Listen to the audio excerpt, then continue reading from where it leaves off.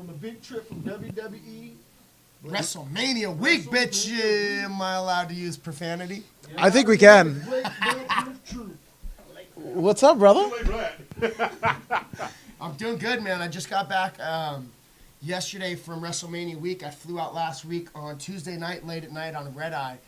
And so, man, it was a whole week of different events and doing stuff.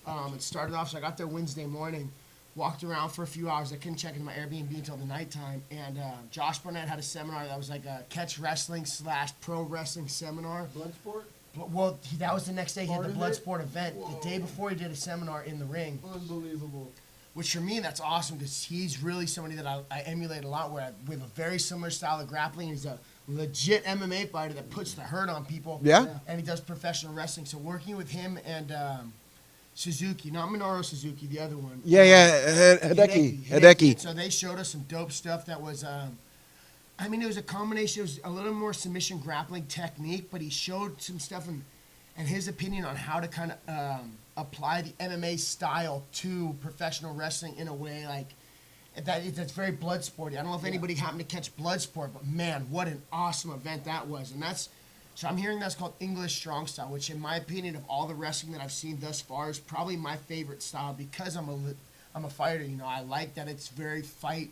All the transitions are very fight realistic. They're slapping the F out of each other and it's a lot more of a theatrical combat collision than it is. Yeah, exactly. There's more testosterone in an event like that. We like that.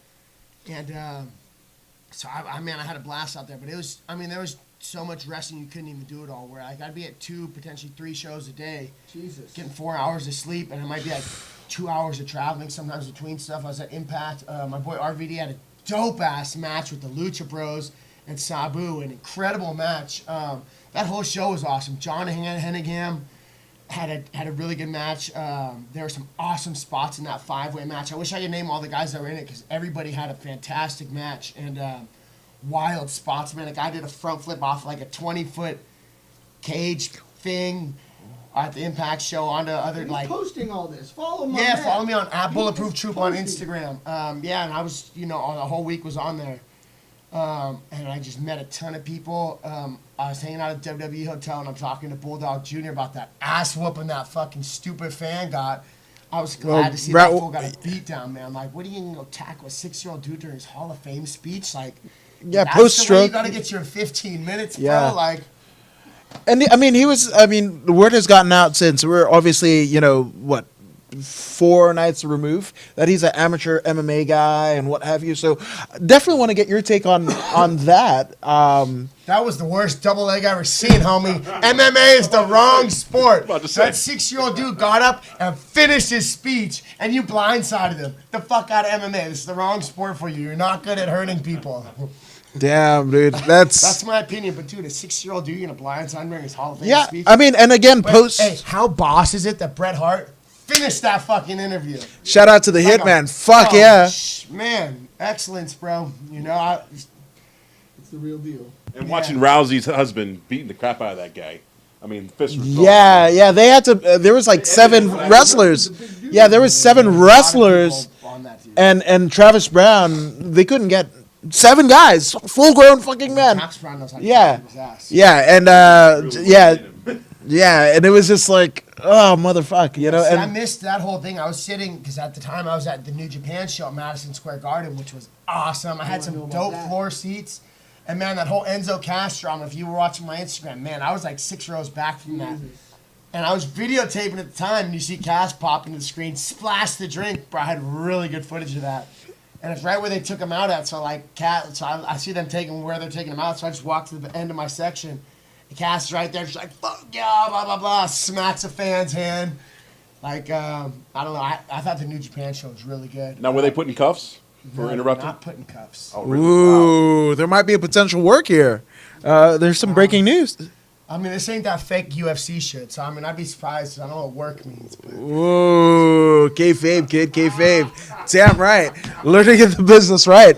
Dude, so, what kind of stood out for you in terms of, like, all of the shows that you went to? Were you able to go to the Josh Barnett Bloodsport, or? I would say of the whole week, my favorite show to go watch was the Bloodsport because I hadn't seen an English strong style, which is what I'm told that was, match or especially event yet. And, you know, that was full of people that are like legit catch wrestlers, you know, Hideki Suzuki, Minoru Suzuki, Yeah. Josh Barnett, Killer Cross, Yeah. Bulldog Jr., I can't remember his name. Harry Davey. Smith, yeah, Davy Boy Yeah. Smith Jr. You know, where it's you seeing like the closest version of fighting in a professional wrestling environment, in my opinion. You know, that Thatcher guy, Tim Thatcher, yeah, Timothy Thatcher. Match Yeah. against Hideki. You know, like it was.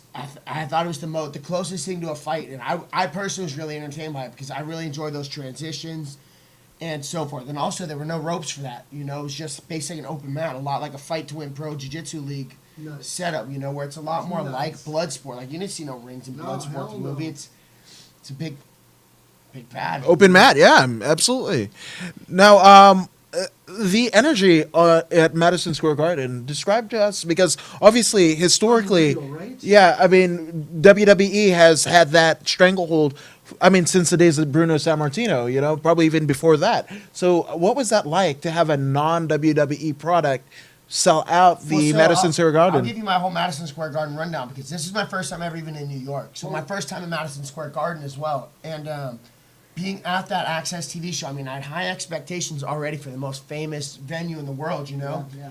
And man, that place was electric. Electric. You know, there was a ton of spots that went on during that show. Jay White versus Okada? Yeah, Man, it was for the IWGP Championship. same with the tag team match where it was, you know, the Gorillas of Destiny, the Briscoes, Brody King, and PCO. PCO. Oh my gosh, that bump. Tell me about that bump. Power Pro. That's what I said. And they power bomb this dude out of the ring onto the mat. Now this And is, dude's like 50. yes. And he gets up, and dude, they started chanting, "He's not human." Yeah, Bro, yeah. it was nuts. Yeah, and again, for those who aren't inclined, this PCO stands for Pierre Carl Ouellet, the one half of the WWF Tag Team Champions, the Quebecers, right? But his title reign was in the early '90s, right? With Atom Bomb and all this stuff, right? I mean, so the fact that he's still kind of on top, and if you guys don't know what a power bomb is, I mean, literally, guy between your legs, flip up, and you drop him. But a normal power bomb is in the ring, right? Yeah, this dude dropped like 15 feet onto From the a ring. regular like mat, bro. Like, dude, he went down hard. Yeah, dude. I mean, he sold for a while on the ground, but that dude got back up and finished the match.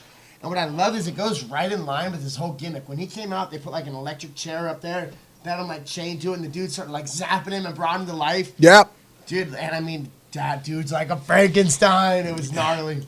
That was probably my favorite match of the night because it was kind of an extreme match. There was a bunch of stuff going on, you know, and I like the Bullet Club too, so I was stoked to see the Gorillas of Destiny get the belt. Yeah, damn right. I mean, you were talking about Haku earlier. Obviously, the Gorillas of Destiny are Haku's sons, you know. So they got another run at the top. It seems like the OG Bullet Club are kind of back on top of New Japan in a crazy, crazy way. Right, Jay White might have lost the belt, but man, it was an incredible match, you know. But he's still up there in top contention too. I'm a big fan of the Bullet Club. I was at the Bullet Club block party on Sunday right before Mania, and man, that was a good time. I was stoked. I went out there. I was chatting with Tama Tonga because I'm trying to make some stuff happen potentially with New Japan Pro Wrestling. Had me cut a promo on the spot, knock that bitch out the park. Boom. Oh, Because that's what he does. that is what he does. That's what I do, baby. It's what I do. I make stuff happen. And if you ain't tuning into my Monday podcast, Make It Happen Monday, How to Become Bulletproof, you ought to do it. So, you know, do yourself a favor and start making shit happen the old Bulletproof Truth way.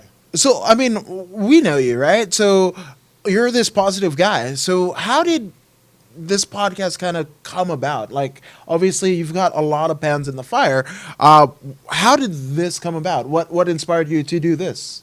You know, a big thing that I want to do is I want to like my whole my goal of my life is I want to encourage other people to believe in themselves, their dreams, and their ability to achieve those dreams. So the first season of my podcast was kind of how I figured out what it is I wanted to do with my life, what the legacy I want to leave behind, and so forth is. So season 1 is kind of helping people figure out what they want to do in their life and being able to believe in themselves. And the other step of, believe in yourselves, your dreams, and your ability to achieve those dreams. And so that's what everything else is now about. A bunch of the things that I do to make stuff happen, building networks. I mean, everything. I got like 50 episodes written, and I'm probably 16 episodes in. It's just different things that I do to be successful so that other people can do things that I do to be successful. And so I'd say the reason why I do it is to help other people reach the success that they want to achieve in their life. First of all, figuring out what is success to you personally. Because to me, it's something potentially different than other people. What is it to you? And then how I'm achieving it for myself. How I've created a plan and things that I do while I'm passionately putting my everything into that plan. And that's just what it's about. It's just, why did I do it? Because I want to see other people be successful. I think that a lot of people are unhappy in life, and the world can sometimes be a shitty place because people aren't satisfied with the lives that they're living. So they go around being kind of bitter. So by helping more people get on the path of being where they want to be and what they want to be, I think that that's how I plan on changing the world. And a big part of why I'm doing, I wouldn't say why I'm doing wrestling, but I feel like it has a huge impact on wrestling fans. There's such a young demographic out there. You get a kid to believe in themselves and their dreams, you'll change that kid's life. You get a generation of kids to believe in themselves and their dreams, man, change the world. So that's how I plan on changing the world in the way that I want to see it changed. And I lead by example, and I let people in on my secrets. I wouldn't even call them secrets. That's just what I do. So I call it Make It Happen Monday, getting out there, making it happen, how to become bulletproof. Damn, Season dude. 1 was make what happen. Like I said, figuring out what it is you want to do. Season 2 right now is doing the damn thing. Things I do while being successful. Yesterday I talked about making cold calls and how it's a great way to build your network, And so I One of the toughest things in the world, too.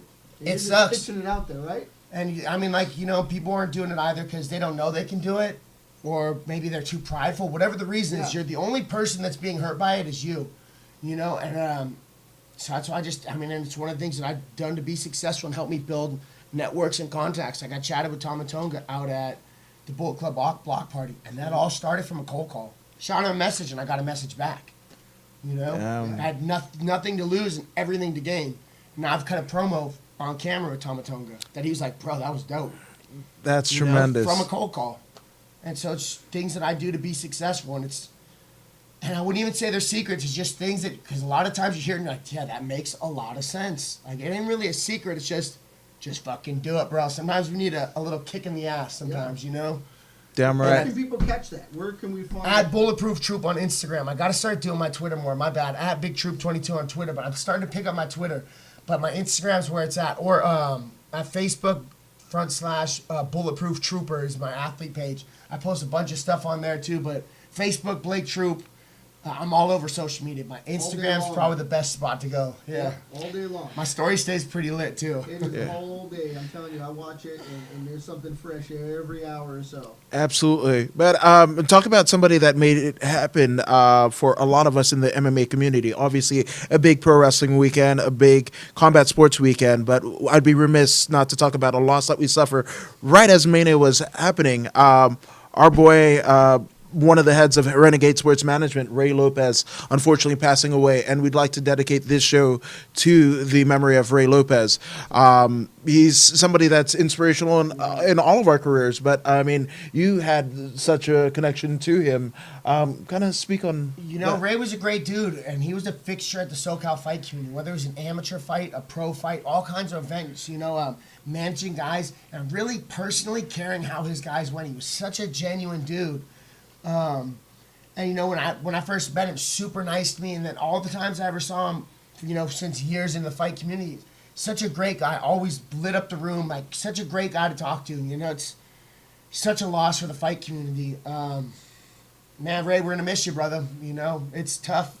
Shout out to his family and everybody else that is even closer than I was to Ray. It's such a tragedy.